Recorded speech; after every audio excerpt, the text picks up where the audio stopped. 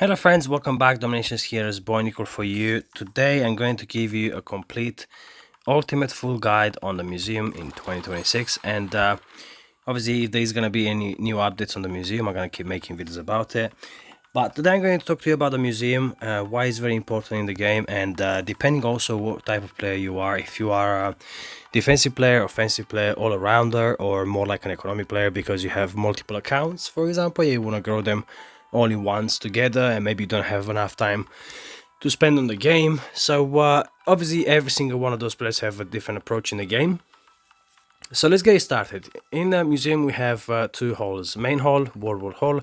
The main hall artifacts, which are the different type, I'm going to talk to you in a second about it, will impact your strike and multiplayer. Okay, strike and multiplayer are impacted by the benefits that you have available in the main hall, and world wars are impacted basically by the main world war hall of the museum, and also the council has war hall and main hall, but I'm going to talk to you about the council in another video. I'm going to give you a guide about that too. So don't forget to subscribe to the channel and stay tuned. Right, so let's start from the main hall. In the main hall, we have different approaches. Okay, so in a world war, we have offensive approach or defensive approach. Never go middle way, both offensive and defensive. Offensive and defensive in together in the world war is a recipe for disaster.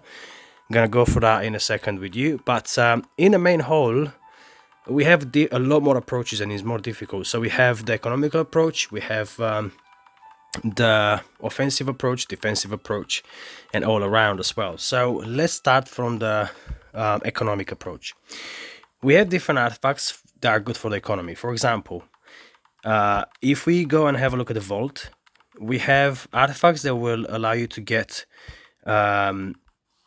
extra resources from the vault every 24 hours if you activate the artifacts that you have. For example, I have vault capacity and vault interest, which will give me, look at that, vault interest 169%. So every time you basically store for 24 hours resources in the vault, you get a certain amount of interest on it, and I get 169% interest. So I get 200 and plus oil per day if I want oil. I get 60 million food or gold if I put food or gold in it. Unfortunately, my resources are full up, so I can't claim it. So I'm always full up essentially with resources, and this is an approach I'm going to do on my other accounts because I have multiple accounts. I have about 10 accounts now, and I want to grow them all in one go.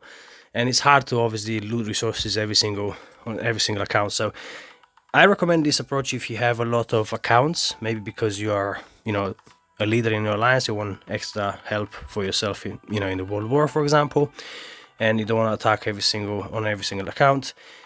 One approach that you can use basically also on top of collecting resources from your farms and mills and caravans, farms, caravans, and road, you can also have the vault helping you. Okay, so I have the following artifacts for the vault.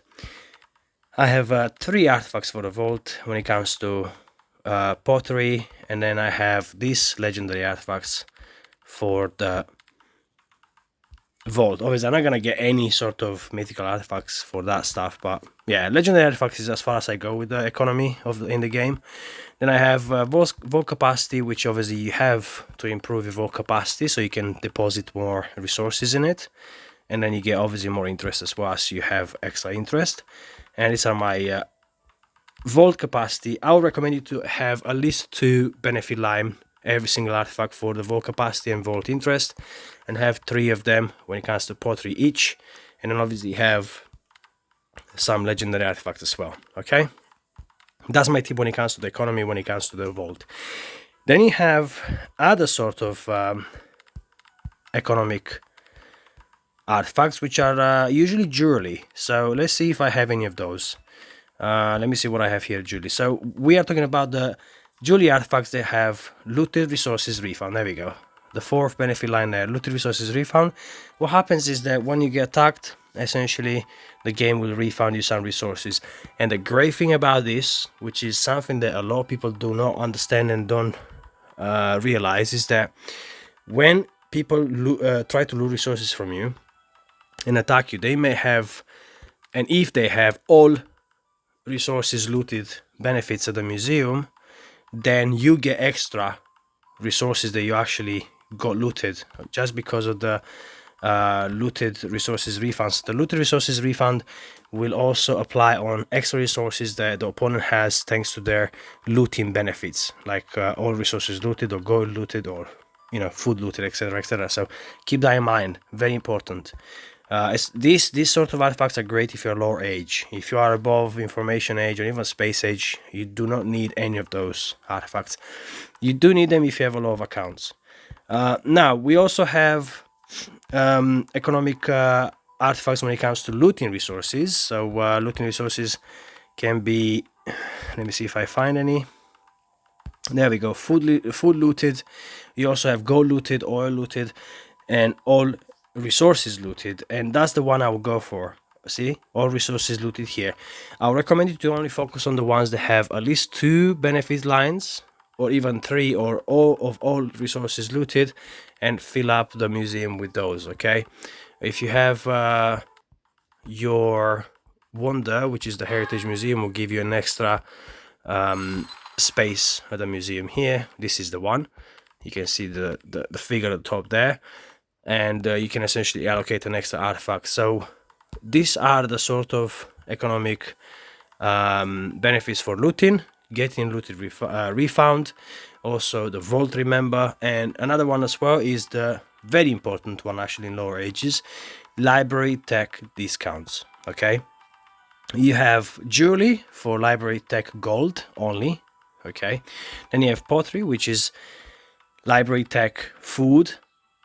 Okay, and library tech oil discounts. Okay, there you go, you can see right here, food cost discount and oil as well, if I can find any. I'm not really using them at the moment because I'm full of resources, but back in the day I used to be really focused on those, and they helped me a lot with my accounts. So remember, pottery is library tech discounts for gold and food researches at the library. For food and oil. So pottery is food and oil researches discount. Gold library tech discounts are for jewelry, and obviously you have also some artifacts, legendary artifacts, that will help you with this. And I also have a few of them. Library, there we go, library research time as well, and also library research time here, which is really good. This is the sort of stuff that you want to, because you want to also upgrade your library stuff very quickly. We also have, for example, university time discount, which is here, for example, and you can also see the other ones, all resources looted, benefits. So these economical legendary artifacts are very helpful if you have even one account and you want to focus on everything on your account. And this works especially if you're an all-around player. Okay, if you're an offensive player, I would recommend you just, and you have one account or maybe 2, and you have time to play the game, I would recommend to just have your weapon artifacts that impact and help your troop combination, like I have here, for example, for the paratroopers, and then have the armor ones for the defense. Armor in the main hall is only for the defense. Armor ones are the ones that obviously impact your and improve your defense. I recommend you guys, for every one of those artifacts in the main hall, apart of the legendary and mythical artifacts, to have at least 4 benefit lines that help you, so you can then reroll the 5th one. If you reroll the 5th one, for example, then you can have an extra one good for yourself. Okay, but always have at least 4 benefit lines that help you. Okay, and I'll recommend you in a weapon, for example, to have enemy defender spawn time as well, at least 1 benefit. These are not that good of artifacts, but have at least 1 benefit that says enemy defender spawn time for the weapon. And also for your defense, have the ones that say defender spawn time, like I have this one. Okay, weirdly enough, the defender spawn time is on your weapon artifact, which is so weird. But remember, you have the loadouts here, which you can allocate artifacts to, and you can make them basically for the defense, for the offense. For example, myself, I have here, number 1 is for the offense, number 2 is for the vault capacity, number 3 is for the vault interest, number 4 is random, number 5 is for the defense. Okay, so if you look at number 5 of mine for the defense, I have all the stuff for the defense, and my legendary artifacts, which have to be upgraded, whatever, I don't really care. but I have it there, okay, so I'm working on it. And like I said, always have 4 benefit lines that impact you, and then you have also your, when it comes to your defensive artifacts, your armor artifacts here, I would recommend you guys to go for something like defender, hit points and damage. Why? Because these benefits will improve your defense against every single troop, okay, and airplane. If you have invading raid siege, invading infantry, blah blah blah, what happens is that you are limited. Your defense is limited to do well against only those troops. But if you have defender hit points and defender damage and defender spawn time reduction, which are the top 3 most important for the defense in a multiplayer and strike, you'll win against a lot of invaders, because these 3 benefits, remember, defender hit points, defender damage, and defender defensive spawn time, defender spawn time, are the most important for defense, and they will help you against every single invading troop. Okay, very important, keep that in mind.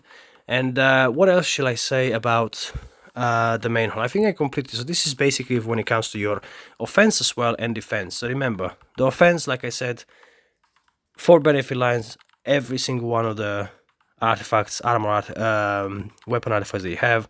For the defense, focus on defender hit points, defender damage, and defender spawn time reduction. And then obviously have your, legendary artifacts. And when it comes to your economy, remember the vault capacity, vault interest, library, tech, gold, oil, and food discounts for the library. And then also remember the looted resources refund and all resources looted when you loot resources. These are the main benefits to focus on when it comes to the main hull. Let's now go to the World War hull, which is essentially mainly for, well, only for the World War. And we have 2 type of players, offensive and defensive. Do not go for artifacts that have mixed offense and defense benefits. Now, same rule applies to these ones as well. Every single one of those artifacts, if you're defensive or offensive, must have at least 4 benefit lines, even 5 if possible, that impact and improve your offense and defense. So then, 4 useful benefit lines, and then the 5th one you can reroll it, okay, just by doing this. So now, when it comes to the offense, the top 3 things they need to focus on, mine is the defensive museum, are basically all enemy defender spawn time, which essentially will allow you to slow down the opponent's spawning buildings, so you have to deal with a lot less troops that come out the spawning buildings. So all enemy defender spawn time, all enemy tower hit points reduction, all enemy tower damage reduction. Those are the 3 only things they need to focus on. And obviously, armor artifacts, generally speaking, armor and weapon artifacts can be offensive as well. So weapon artifacts will improve your damage of the troops, and the armor artifacts will improve the hit points of your troop, of your offensive troops. Now, when it comes to the defensive artifacts, I can show you another practical example because I have mine at defensive. When it comes to weapon, you will have invading. It will always say invading, so that's what you need. And here you can see I have armor card, and I'm gonna reroll that when I have a chance, when I have some crowns. You can reroll with crowns. It's very random. You end up wasting a lot of crowns, but that's the deal. I reroll this one, for example, and I found some good benefits. When it comes to the armor, I also invading. When it comes to armor and weapon, I would recommend you guys to have just a mixture of everything, really. Try to cover as many troops as possible, really. You can see that invading for the, let's say, weapon and armor, which is so freaking weird, man. Domination is so weird. Look at this. Weapon artifacts have invading troops hit points reduction, and the armor has freaking damage reduction. So weird. Like, so weird. Anyways, I mean, I guess he's looking from your point of view, so you're reducing the damage of the invading troops, and you have extra hit points for yourself. I don't know, for your base. Anyways, and when it comes to your equipment artifacts, you have to focus only on stuff that has all in all defensive tower hit points, all defensive tower damage, and defender spawn time. These are the top 3. Okay, make sure you have at least 3 or 4 of those benefits available in every single one of your equipment artifact. When it comes to the offensive side, which I forgot to say, have 4 benefits lines as well, which include enemy defender spawn time, enemy tower hit points, and damage reduction, basically. Okay, so these are the main ones, and you'll find them in other war equipment artifacts. Okay, so for example, these are my own artifacts for defense. Not too bad, they're not the best, but you can see I have 3 all defensive tower hit points here. I also have 2 over here, and I'm re-rolling this one. And then I also have, what else? I'm also having this one, and I'm re-rolling down on the top. I also have this one, and I'm re-rolling the one down here. So I could potentially have 3 all defensive tower hit points and damage improvement for my defense. When it comes to defender spawn time though, I'm not focusing very much on that, guys, because with the mythical artifacts and the legendary artifacts, you can find defender spawn time improvement and enemy defender spawn time reduction for your offensive side just from the legendary and mythical artifacts. I'm not really bothering too much about those benefits in war equipment. So these are my defensive artifacts, basically. Some of them are offensive as well, because I'm transitioning from, I used to be offensive and I'm transitioning to be defensive.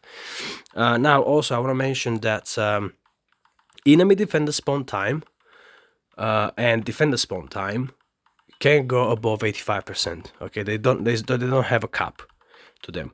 When it comes to your defensive tower, all defensive tower hit points and damage can go above 85%. All enemy defensive tower hit points and all enemy defensive towers damage have a cap. They go down, they go only to 85%. So you can only have 85% of all enemy defensive tower hit points and damage. If you go above that, that's a waste of resources. Okay, so remember that. When it comes to main hall, I forgot to mention the library benefits. Every library benefits, they say library tech discount for golden food. Okay, these ones, and oil, gold, food, and oil. They also pop at 85%, so do not go above 85%. Vault capacity and vault interest. You saw my previously on my museum that it can go above 85%. Okay, so these are the things that you need to write down. Honestly, you gotta write down this stuff on paper. It's a lot of information, and I'm giving you all of it. Okay, so you need to write it down on paper, because this will change your game massively. So these are the caps as well when it comes to the benefits. Obviously also you have loadouts here as well, which you can use for different troop combination, defense and offense if you want to. Also, if you go to storage, here you can increase your artifacts capacity just by basically paying crowns. It's quite helpful actually. When you craft, obviously you craft here, you have main hall and world war hall. Craft mainly with the 425, the 5 artifacts at a time. Also, there is a way where you can make extra blueprints and fragments just by basically crafting and not selling straight away your 3 stars artifacts. So only with the 3 stars artifact it works. I'm gonna do the math for you here. I'm gonna show you. So look at this one, 3 stars. It's a trick that I learned a while ago. I know some other content creators made this video. I was on YouTube prior to them. I started making content 4 years ago, and I made this video 3 years ago, and they copied it from me. It doesn't matter anyways. I don't mind content creators copying it from me anyways. But I'm mentioning this again in this video. So basically what I was saying here is that when it comes to your I don't like the way they've done this newest. Also here you can sort. Okay, you can sort your artifacts. Also here you can also tag your artifacts, which is great. So this one, for example, let's tag it. We go up here, we tag it like this, and then we can go here and also research it like that. See, so it puts it first. Okay, now we go and I click it, and click that too. This is a new update that they've done, which is really cool. Quality of life balance. So I was saying, look at the math. So in order to do this, by the way, you need to be at least space age and need to work on, you have to have finished the following researches at your library. Number one, see if I can find it very quickly. Where are we? It's paleontology room and, hold on, where are we? Oh God. There we go, paleontology book. Okay. There you go. You need to finish this one. See, 5% extra chance to get 3 stars artifacts. This is very important because we can do this trick with 3 stars artifacts. So finish paleontology at the Through the Ages room, and you have to also finish all the archaeology room here. Okay, finish this all and the paleontology, and then you'll be able to do this trick, which, guys, I guarantee you, you do never ever ever run out of blueprints, and you do not run out of fragments. I have so many fragments. So look at this. I'm gonna show you now. Storage, newest. Right, look at the math. So sell for 360 now, and then 390. Basically, the paleontology room, sorry, the paleontology book and the archaeology room will allow you to sell artifacts for more blueprints and fragments. Okay, you gain more of those when you sell them. So if we upgrade, it only takes us 36. It makes it cheaper to upgrade as well. 36 blueprints. So 36 blueprints, that's 72. That is 108. So we spent 108 blueprints. Okay. And now we can sell it for 780. So from 360 blueprints, we've gone up to 780, making a huge profit, and we just spent 108. Okay, so basically we spent 108 blueprints, but we're making 780 minus 360 is 350. So is it, hold on, is it 400 360 is 420. Yeah, 420 minus 108. So it's basically making 300 extra blueprints. Okay, which is very, very important. So this is how you make extra blueprints. And if you don't want to run out of fragments, if your focus is, for example, to only make up extra fragments, you also can do the same trick with the 2-star artifacts. The trouble is that with the 2-star artifacts, you don't gain, you actually lose a bit of blueprints. Let's say you still make blueprints, but you don't make as many as if you do it with the 3-star artifacts. But if you do it with the 2-star artifacts, you make more fragments. Okay, than if you do it with the 3-star artifacts. If you do it with the 3-star artifacts, you still make fragments, but not as many as with the 2-star artifacts. So if you focus only on blueprints, do the trick with the 3-star artifacts. Essentially, if you focus on the fragments more and you don't care about the blueprints because maybe you're running out of fragments, do the trick with the 2-star artifacts. Okay, that is a good tip I can give you. So oh, here we go, we found one. Perfect. So I want to show you just the visual thing, you know. So we have, there we go, 390. Okay, sorry, it's 390, right? And 360. Now we have this other one where we have it for 360. Oh my God, hold on a second. Where is the freaking other one, bro? There we go, that one. Okay, now, so this is the one without any improvements. So we sell it for 360 fragments and 390 blueprints. Meanwhile, we upgraded this one for only 108 blueprints.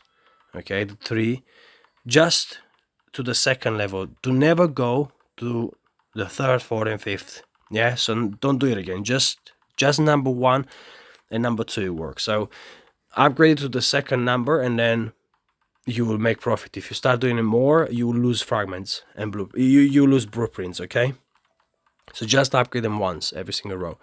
So 780 minus 390 is basically essentially 800 minus 400. That's 400, so it's 390 essentially.